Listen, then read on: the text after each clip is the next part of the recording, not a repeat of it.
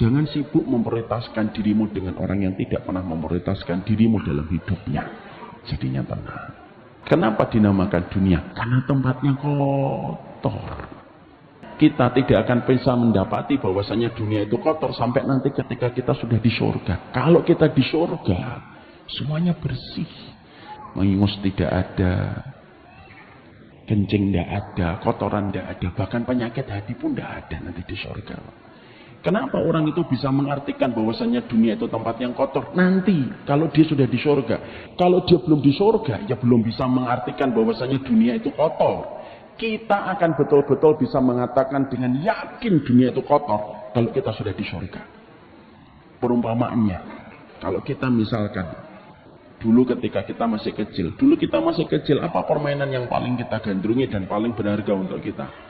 Permainan yang paling kita senangi dan paling kita gandrungi itu adalah layangan, kelereng. Dan kita rela itu main dari jam 12 sampai jam 5 sore. Kulit kita menjadi hitam hanya untuk mendapatkan 2 layangan. Pada saat itu kita merasa bahwasanya itu paling berharga untuk kita. Coba sekarang kalau kita sudah tua kayak gini, kita ngelihat layangan itu, apa layangan ini? Apa ini kelereng-kelereng ini? Karena bagi kita sekarang kelereng dan layangan gak penting. Yang penting apa? BPKB dan STNK. Kapan kita bisa mengatakan layangan itu murahan dan kita bisa mengatakan kelereng itu murahan? Kalau kita sudah naik tingkat. Sama. Dunia itu akan diartikan sama manusia itu tempat yang kotor. Kapan? Kalau nanti dia sudah berada di surga. Makanya maaf, di surga itu tidak menerima kotoran, Pak. Bahkan nanti kalau kita akan memasuki surga, pertama kali ketika kita habis melewati sirat, sebelum kita memasuki surga, Allah itu bukan hanya membersihkan ingus kita, bukan hanya membersihkan kencing kita, tapi Allah membersihkan kotoran yang ada pada hati kita. Makanya Allah menyampaikan, wa naza'na ma fi sudurihim min ghillin ikhwanan ala sururin mutaqabilin. Orang itu nanti kalau masuk surga dibedah Pak dadanya, dibersihkan hatinya. Sampai ketika sudah bersih hatinya, baru dia masuk surga. Makanya maaf, nanti kalau di surga nggak ada pertengkaran, nggak ada bully-bulian kayak beliau tadi membuli saya, semoga Allah ampuni, nggak ada. Dan tidak ada yang namanya cemburu. Makanya nanti ketika ada seorang laki-laki keluar dari rumahnya, ditanya sama istrinya, kemana Bang? Mau ketemu bidadari. Oh ya sudah Bang, hati-hati ya Bang, gitu. Maka pastikan itu tidak akan terjadi di Lamongan. Tapi itu terjadinya nanti di surga. Kenapa? Karena kondisi hati manusia itu bersih. Makanya kenapa di surga nggak ada penyakit? Karena nggak ada beban masalah penyakit hati. Karena yang biasanya menjadi penyakit fisik itu timbulnya dari penyakit hati. Makanya akhirnya suami istri itu tidak akan lagi ada pertengkaran. Makanya sifat yang Allah sampaikan dalam surat Az-Zukhruf 70 yang tadi saya sampaikan. Kenapa suami istri itu ketika masuk surga ditambahi dengan hal, ditambahi dengan kondisi keadaan toh barun, mereka dalam kondisi gembira? Karena sesungguhnya suami istri betul-betul dalam kondisi sudah selesai dan tidak ada lagi penyakit di dalam hatinya, kecuali mereka ketika berkumpul di surga, mereka dalam kondisi yang betul-betul digembirakan. Makanya akhirnya itulah kita memahami yang pertama. Kenapa dinamakan dunia? Pertama dinamakan dunia itu karena tempatnya rendah. Kenapa dinamakan dunia? Waktunya singkat. Dan kenapa dinamakan dunia? Tempatnya kotor. Sehingga ketika kita memahami tentang perkara ini, menjadikan kita tahu betul bahwasanya siapapun yang menjadikan tujuannya hidup adalah dunia, dia hanya mendapatkan 3, tempat yang rendah, sesuatu yang kotor, dan waktu yang cepat berlalu. Siapapun yang dapat dunia, tidak usah sombong. Kamu hanya mendapatkan setetes dari samudera kenikmatan yang Allah janjikan di akhirat. Kalau kamu nggak mendapatkan, maka jangan terlalu sedih, karena kamu cuma tidak mendapatkan 1 tetes. Ini yang pertama, yang harus kita sikapi dari urusan dunia. Paham kenapa dinamakan ini dunia. Yang kedua, sikap apa yang terbaik yang kita lakukan ketika kita urip ing dunia? Yang kedua, Pak, Imam Ahmad mengatakan kepada kita, Sikap yang kedua ketika kita sudah nyikapin dunia, ketika paham dunia itu diambil akar kata dari 3 perkara itu, maka kita harus memiliki sifat at-taghaful dalam urusan dunia. Sikap at-taghaful itu apa? Tidak usah membesarkan perkara-perkara yang sifatnya kecil. Kalau memang itu berkaitan cuma urusan dunia. Kalau ada kata-kata yang sering kita jumpai dan sering kita dapatkan itu dalam filsafat bahasa Jawa, jangan suka menjadikan yang kriwikan jadi grojogan. Karena kalau kita ini hanya memahami ini dunia, maka memiliki sifat taghaful itu penting. Karena yang biasanya menjadikan kita mudah stres, mudah depresi, yaitu ketika kita selalu membesar-besarkan urusan dunia. Lalu kita merumitkan perkara-perkara dunia yang menjadikan akhirnya perkara dunia itu memporak-porandakan kita, menjadikan kita akhirnya jatuh dalam depresi, jatuh dalam frustasi. Kenapa? Karena kita terlalu takzim, kita terlalu membesarkan tentang urusan duniawi. Makanya kita belajar sikap taghaful itu dari Imam Syafi'i. Imam Syafi'i itu Masya Allah, salah satu guru yang selalu saya juga mendoakan beliau dalam doa-doa saya. Imam Syafi'i itu memperlihatkan sifat taghaful yang bagus sekali, Pak. Gimana sikapnya Imam Syafi'i ketika beliau memiliki sifat at-taghaful dalam kehidupan beliau tentang urusan dunia? Perhatikan begini. Imam Syafi'i itu, kalau ada orang tiba-tiba ngomong, Imam Syafi'i, iya.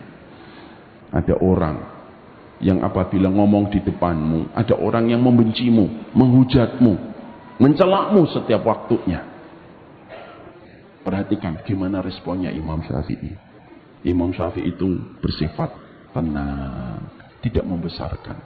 Lalu dia ngomongnya begini, ya kalaupun dia membenci saya, mencela saya, minimal nanti kalau ketemu saya tidak akan berani utang sama saya. Ringan. Cara nyikapin kayak gitu tuh mahal hari ini, Pak. Sifat at-taghaful itu ternyata merupakan perkara yang ternyata kita itu banyak tidak paham, itu termasuk dari sunnah. Makanya akhirnya ada juga lagi yang pernah mengatakan siapa Imam Syafi'i. Imam Syafi'i ada seorang fulan, kalau di depanmu manis, kalau di belakangmu membicarakan kamu. Apa kata Imam Syafi'i? Ya sudah, minimal dia kalau di depan saya masih punya respek dan masih punya hormat, walaupun di belakang saya dia membicarakan saya. Ini sikap yang disebut dengan sifat at-taghaful. Jadi misalkan kita dalam urusan duniawi, kita buat ringan. Tiba-tiba kita sudah hati-hati, kesenggol motor kita. Kita lihat dulu ini urusan dunia atau urusan akhirat. Kalau ini urusan duniawi, ya sudah. Ya sudahlah, urusan dunia dibuat gampang. Supaya akhirnya kita tidak menjadikan dunia itu menjadi sebab kecintaan dan tidak menjadikan dunia itu sebab pertikaian. Kalau kita sudah memiliki sifat at-taghaful, enak. Tiba-tiba kita sudah baik sama istri kita cemberut dan ngambek sama kita. Ya sudah, minimal bapak punya waktu sendiri dulu. Supaya tidak terlalu banyak direpotkan dengan istri ketika istri sedang dalam kondisi ngambek, dia butuh waktu sendiri. Tenang. Kalau ada seorang istri ketika dia berbuat baik kepada suaminya, suaminya belum membalas, ya dia dalam kondisi ya sudah, Allah pasti yang akan membalasnya dan balasan Allah lebih baik daripada balasan suami. Sifat taghaful ini ternyata merupakan perkara mahal. Tapi ini merupakan bagian dari cara kita untuk urip ing dunia. Hidup di dunia itu harus memiliki sifat taghaful, Pak. Hari ini kita zamannya suka merumitkan perkara-perkara duniawi terlalu berlebihan. Sehingga kalau kita merumitkan perkara duniawi secara berlebihan, itulah yang menjadikan kita nanti ditertawakan oleh dunia. Sebagaimana yang dikatakan oleh Nabi Isa, hakada taf'alud dunya bi ahliha. Sehingga sudah. Makanya ada seorang teman saya ngomong, kalau ada orang komentar kepada kita di akun kita dengan kalimat yang buruk, sikapi aja dengan tenang. Setidaknya ada ratusan orang yang tetap mendoakanmu. Jangan sibuk memprioritaskan dirimu dengan orang yang tidak pernah memprioritaskan dirimu dalam hidupnya. Jadinya tenang. Makanya inilah yang menjadikan kita memahami urip ing dunia itu perlu sifat at-tawakkul. Sehingga nanti kita tidak merumitkan dan tidak dan kita tidak akan pernah mengubah keribikan menjadi kerucukan. Yang ketiga, apa yang harus kita lakukan pada kehidupan di dunia ini? Yang ketiga, yaitu adalah bagaimana ketika kita hidup pada kehidupan dunia itu harus memiliki sifat zuhud. Dan zuhud itu bukan berarti kita harus miskin. Zuhud itu bukanlah amalan ibadah fisik, tapi zuhud itu merupakan amalan ibadah hati. Zuhud itu bukanlah ketika kita pakai sepeda ontel ataupun ketika kita pakainya compang-camping, bukan. Tapi zuhud itu adalah bagaimana sikap hati kita ketika kita menempatkan urusan dunia, tidak menjajah kita, tidak memenjarakan kita, dan tidak memperbudak kita. Sikap kita untuk senantiasa merdeka ketika menerjemahkan dunia kita, itulah yang disebut dengan sikap zuhud.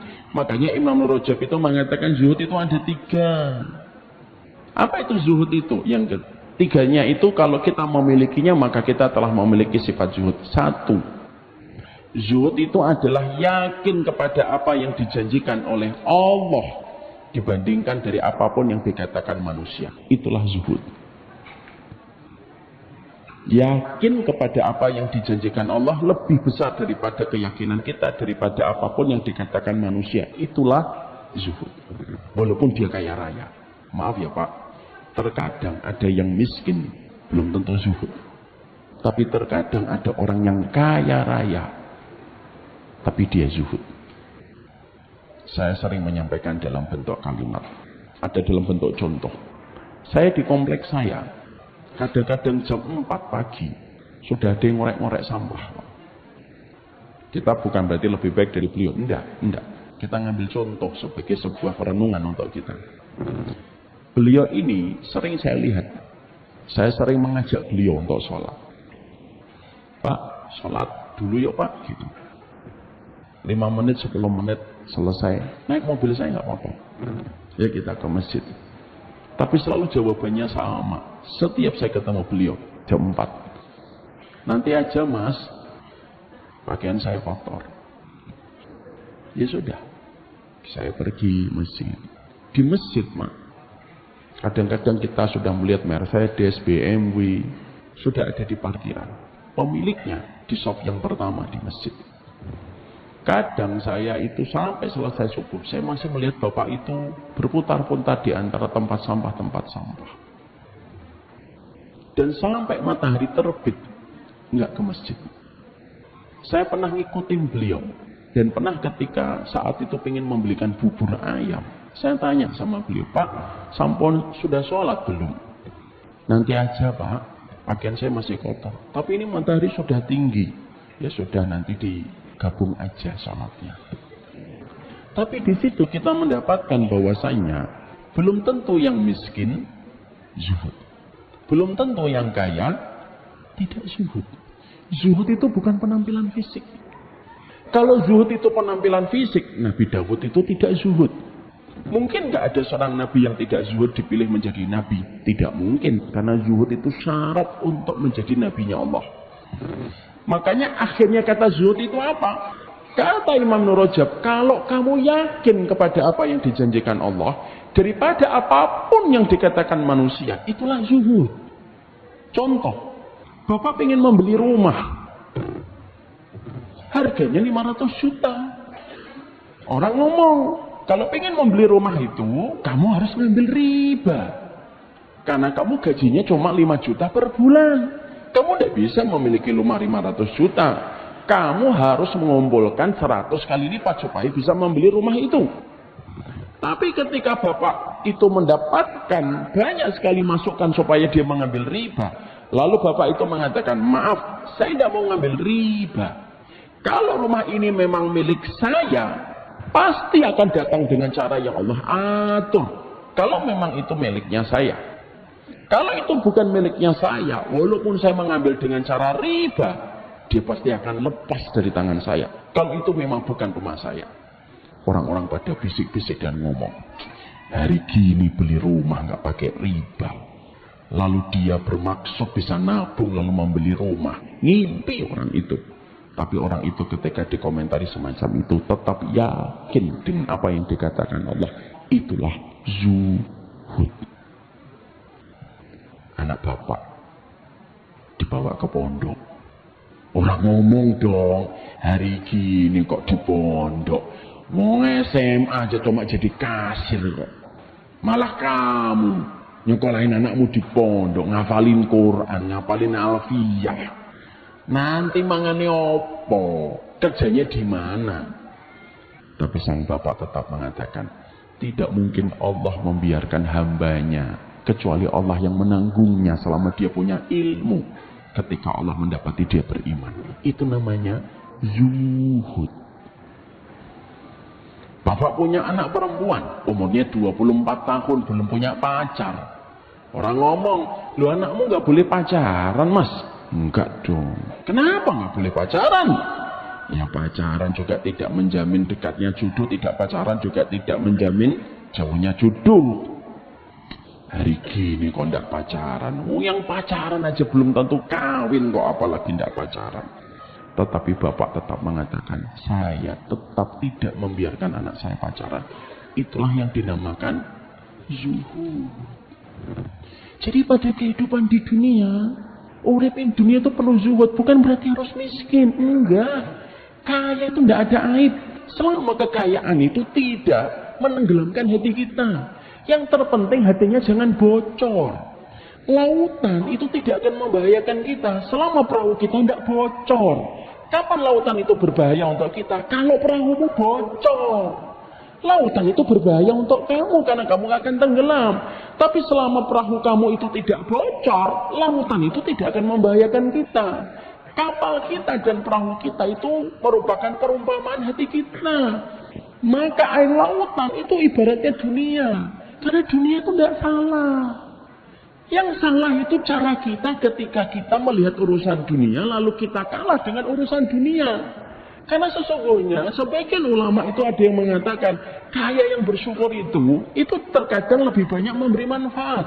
Makanya maaf ya Pak, kalau saya bapak dan ibu saya tanya, mana yang lebih utama, kaya yang bersyukur atau miskin yang bersabar? Siapa yang menjawab? A. Kaya yang bersyukur. Siapa yang jawab? B. Sabar yang miskin yang bersabar. Atau ada yang menjawab C. Enggak sabar, enggak syukur. Siapa yang jawab A? Angkat tangan. Masya Allah. Siapa yang jawab B? Siapa yang jawab C? Ini murid antum kayak gini Ustaz.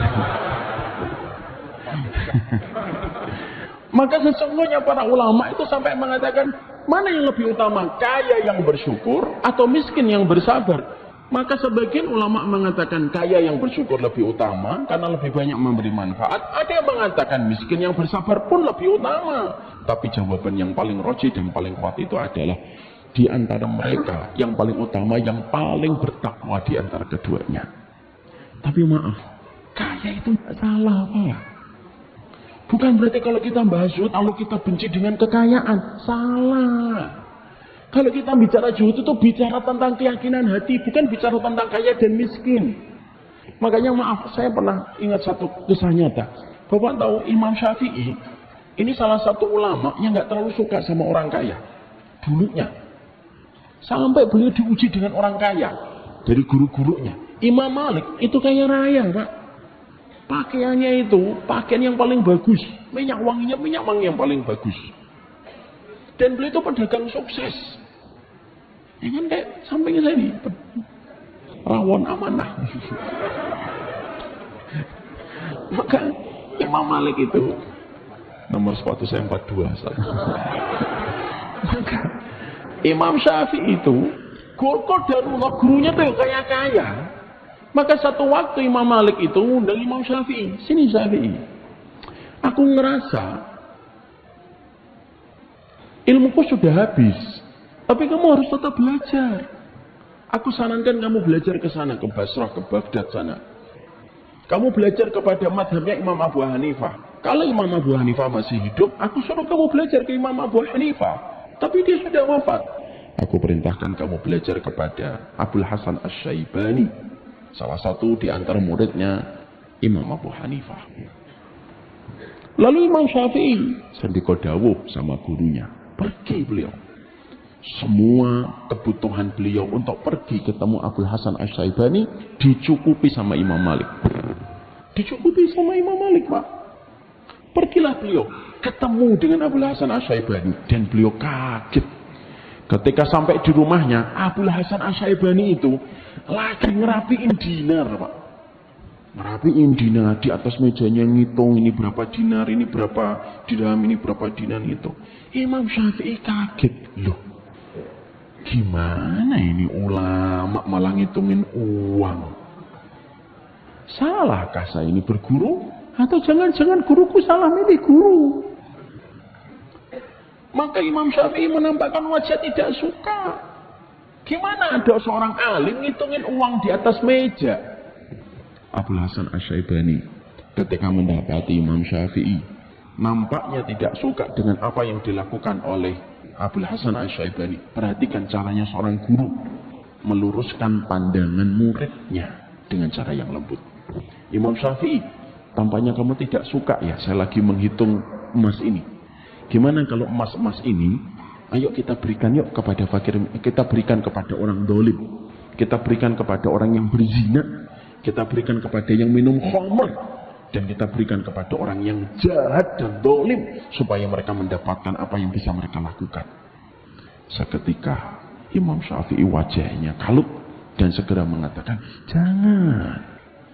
jangan berikan uang ini dan emas ini kepada orang dolim, kepada pezina, kepada peminum khamr. Jangan. Biarlah uang ini dimiliki oleh dirimu, wahai guruku, supaya banyak kutab yang nanti berdiri, madrasah yang nanti berdiri, masjid yang nanti berdiri, ketika uang itu dimiliki oleh dirimu.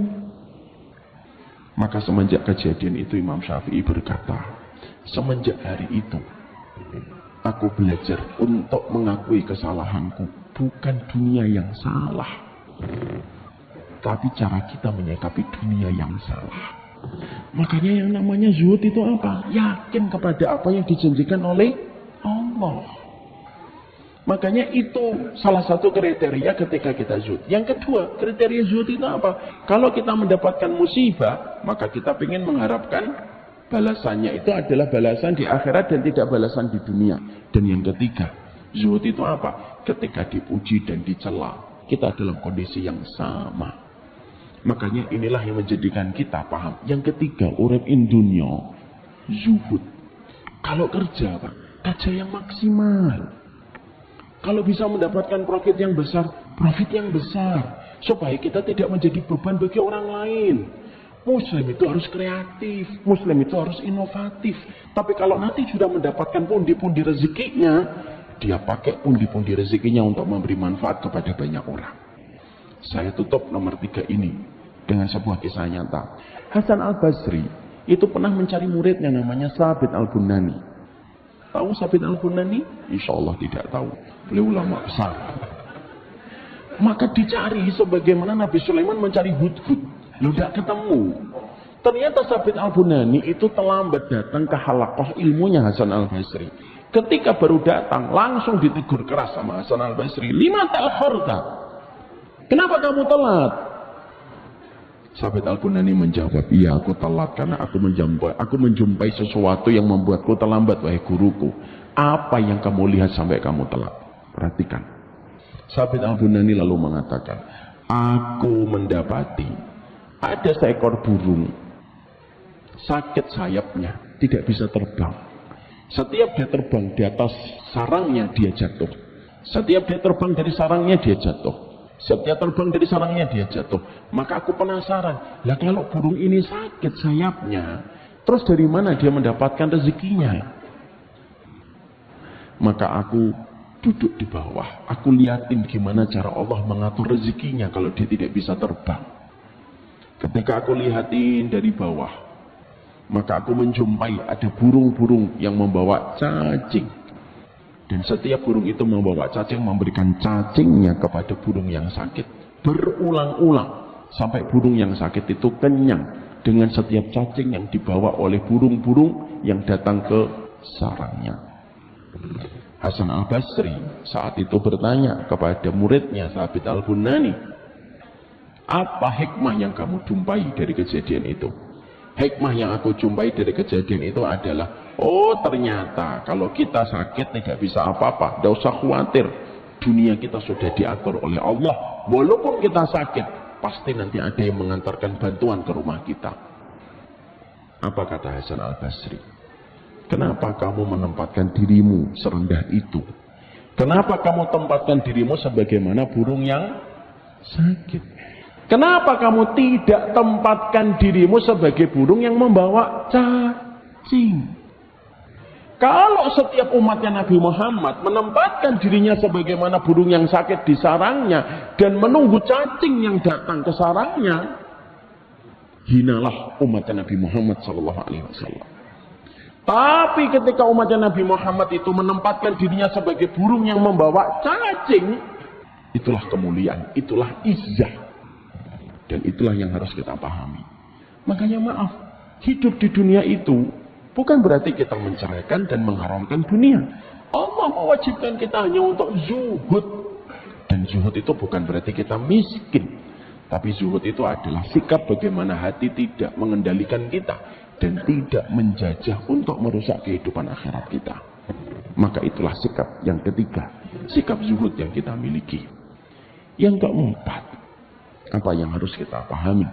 Maka sesungguhnya yang kita harus mengerti dan kita harus pahami bagaimana kita menjalani kehidupan kita di dunia, yaitu adalah yang ketiga, memahami betul bahwasanya ini tempat mazru'ah dan ini merupakan tempat kita bercocok tanam dalam setiap kebaikan dan setiap ketaatan.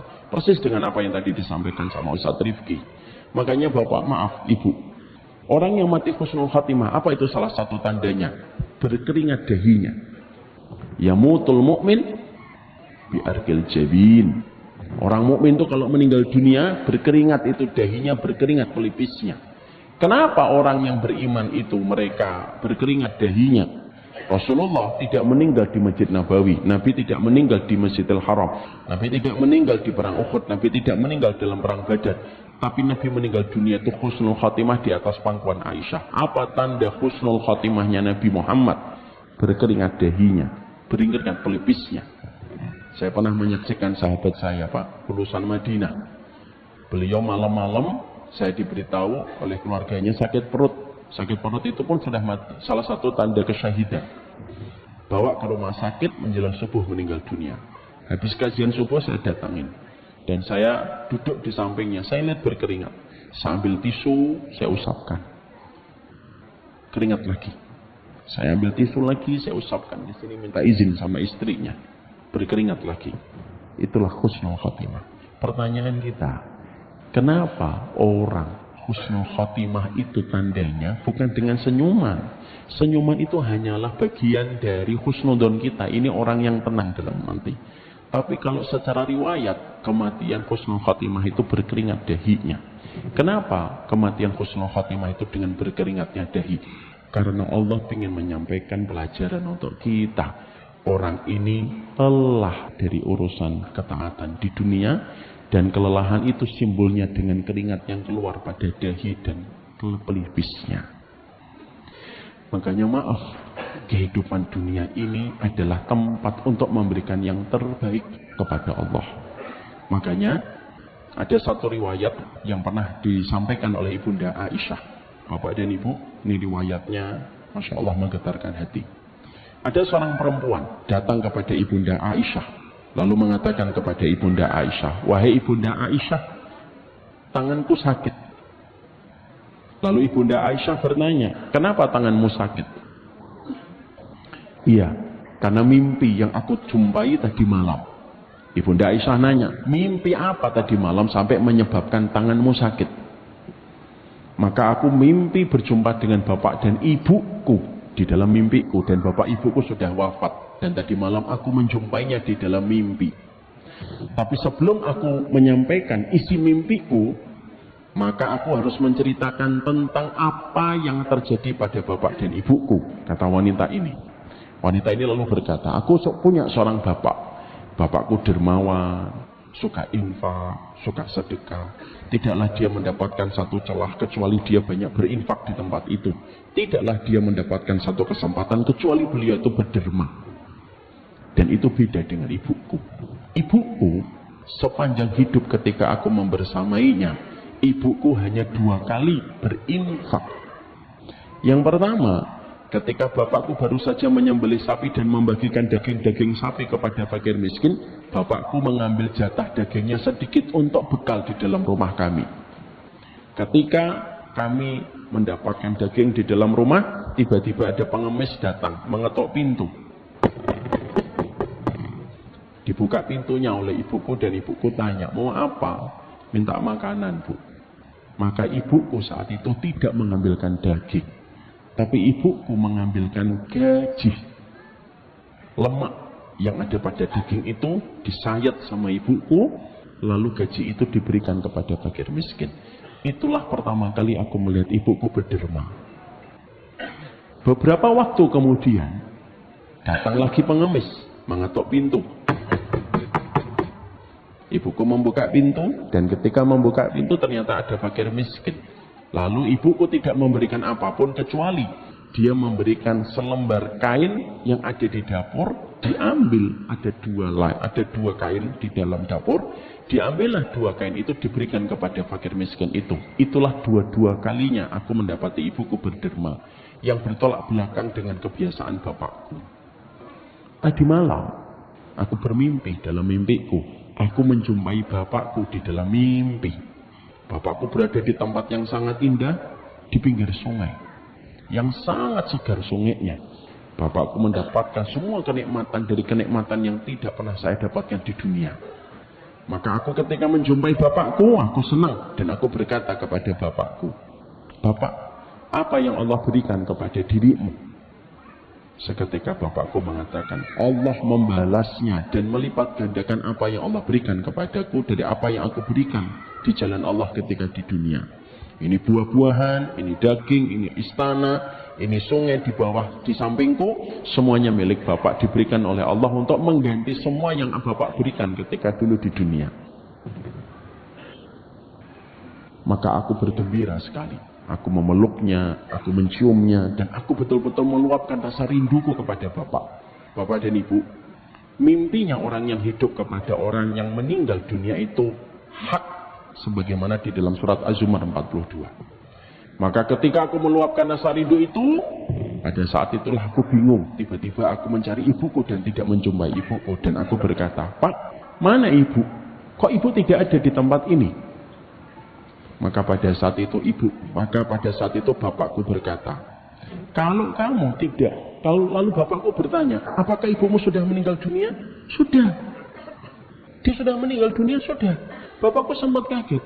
Kalau ibumu sudah meninggal dunia dan ternyata tidak menjumpai bapak di tempat ini, ikutilah jalan ke kiri, jauh ini, sampai nanti kamu ada dapatin orang-orang berkerumun di tempat itu, maka bisa jadi ibumu di tempat itu. Kalau ibumu sudah meninggal dunia tapi tidak menemui bapak di tempat ini. Saya pada saat itu merasa, kenapa ibu tempatnya beda dengan bapak? Aku susuri sepanjang sungai itu ke sebelah kiri, sampai aku susuri jauh, dan aku jumpai ada satu titik hitam yang aku paham itu gesturnya ibu saya. Dan ketika aku semakin dekat, aku kaget. Dan itu betul ibu saya. Tidak ada yang menempel pada badannya, kecuali 2 kain lap yang pernah diberikan ibuku kepada fakir miskin. Di tangannya ada gaji. Yang gaji itu aku ingat, diambil oleh ibu dari daging untuk diberikan kepada fakir miskin. Dan ibuku meremas-remas gaji itu. Setiap ada tetesan airnya, seketika ibuku mencucuk airnya. Setiap meremas lagi ada satu tetesan, dicucup lagi. Dan itu berulang-ulang. Ketika aku menemui ibuku dalam kondisi bersedih, aku berkata, apa yang Allah lakukan kepada dirimu, wahai ibuku? Allah memberikan kepadaku sesuai dengan apa yang aku perbuat ketika aku bakhil. Kamu ingat 2 kain lap ini? Iya. Kamu ingat gaji ini? Iya. Dan inilah yang aku dapatkan. Lalu ibuku tiba-tiba berteriak, Atsyan, Atsyan, haus, haus. Maka seketika aku mengatakan kepada ibuku, ibu, kalau memang kamu haus, itu ada air sungai. Ambillah, itu air sungai yang menyambung dengan sungainya Bapak. Lalu ibu mengatakan, Allah mengharamkan air sungai itu untukku. Maka seketika karena aku tidak tega, aku akan mengambilkan air itu. Dan ketika aku akan mengambilkan air itu, tiba-tiba ada satu suara yang mengatakan, siapapun yang mengambilkan air itu kepada ibu ini, maka tidaklah dia bangun kecuali kesakitan. Aku ambil tetap paksa air itu, aku cucukkan kepada ibuku dan aku terbangun. Dan seketika tanganku sakit ketika bangun dari tidurnya. Seketika Ibunda Aisyah ketika mendengarkan kisah mimpi itu, Ibunda Aisyah nangis. Apa ayat yang dibaca oleh Ibunda Aisyah? فَمَنْ يَعْمَلْ مِثْقَالَ ذَرَّةٍ خَيْرًا يَرَهُ وَمَنْ يَعْمَلْ مِثْقَالَ ذَرَّةٍ شَرًّا يَرَهُ. Disitulah akhirnya kita memahami pelajaran yang ketiga, pelajaran yang keempat. Inilah tempat kita di mana kita bercocok tanam dalam setiap kebaikan. Setiap kebaikan kita sejatinya tidak ada yang sia-sia. Makanya ada satu kaidah, innal birra la yabla. Sesungguhnya kebaikan itu tidak ada yang expired dan kebaikan itu tidak ada yang basi pada kehidupan. Yang kelima, yang terakhir, yaitu adalah ketika kita memandang urusan dunia, lalu kita tidak mendapatkan apa yang kita inginkan dan apa yang kita harapkan, terbiasalah untuk menanamkan bahwasanya itu akan kita dapatkan kelak di akhirat. Bapak dan ibu kalau nanti melihat ada rumah yang bagus, ada mobil yang bagus, lalu punya keinginan kita untuk mendapatkan hal-hal yang bagus itu, tapi ternyata rekening kita tidak cukup untuk membeli semua itu, maka katakanlah innal aisha aisyul akhirah. Sesungguhnya kehidupan kami nanti di akhirat. Saya tidak mendapatkan di dunia, tapi insya Allah nanti mendapatkannya di akhirat. Itu merupakan sebuah kalimat untuk memupuk keyakinan kita. Ada orang yang terkadang tidak mendapatkan di dunia, supaya kita bisa mendapatkan pada kehidupan di akhirat. Makanya Rasulullah mengatakan, kalau kamu melihat sesuatu yang membuatmu takjub, melihat sesuatu yang membuatmu terpukau, maka kamu tidak memiliki itu, maka katakanlah innal aisha aisyul akhirah. Jalan, kita melihat ada mobil yang bagus sekali dan ternyata pemiliknya taat kepada Allah. Katakan supaya tidak menjadi hasad di hati kita, innal aisha aisyul akhirah. Ayo bareng-bareng kita ucapkan, innal aisha aisyul akhirah. Kita melihat jasnya beliau bagus banget, Masya Allah. Innal aisha aisyul akhirah. Beliau ini kalau dipuji dikit kelihatan sombongnya. Maka sesungguhnya itu yang menjadikan kita akhirnya mampu untuk tetap ringan memandang urusan dunia. Kalaupun kita nggak mendapat di dunia, sesungguhnya pasti kita akan mendapatkan dalam kehidupan di akhirat. Bagi mereka yang yakin dan mengimani kepada setiap janjinya Allah. Inilah 5 perkara. Urip in dunya itu pada dasarnya bukan hartanya yang salah, bukan pula kemiskinannya yang salah, tapi cara kita menyikapi dunia yang terkadang tidak sesuai dengan petunjuk yang tentunya sudah dijelaskan oleh baginda Nabi Sallallahu Alaihi Wasallam. Kita memiliki sifat at-taghaful, kita memiliki sifat supaya kita tidak gampang-gampang untuk membesarkan perkara-perkara duniawi. Kita memiliki sifat yang zuhud, kita memiliki sifat bagaimana kita itu senantiasa mengimani bahwasanya ada kehidupan babak berikutnya yang akan memberikan apa yang kita inginkan ketika tidak mendapatkan pada kehidupan di dunia. Semoga Allah menyelamatkan kita pada kelamnya kehidupan di dunia. Dan supaya kita tidak menjadikan dunia sebagai puncak tertinggi obsesi kita di dalam kehidupan. Doakan para guru, doakan para ustadz. Bahwasanya para guru dan para ustadz itu tidak menjadikan dunia itu menjadi tujuan dia di dalam berdakwah. Doakan anak-anak kita supaya anak-anak kita tidak tenggelam dengan fata morgana urusan duniawi. Inilah yang menjadikan kita paham. Bukan dunianya yang salah. Kebodohan kita yang membuat kita akhirnya kalah dengan urusan dunia. Wassallallahu ala nabiyina Muhammad walhamdulillahirabbil alamin. Ini yang dapat saya sampaikan.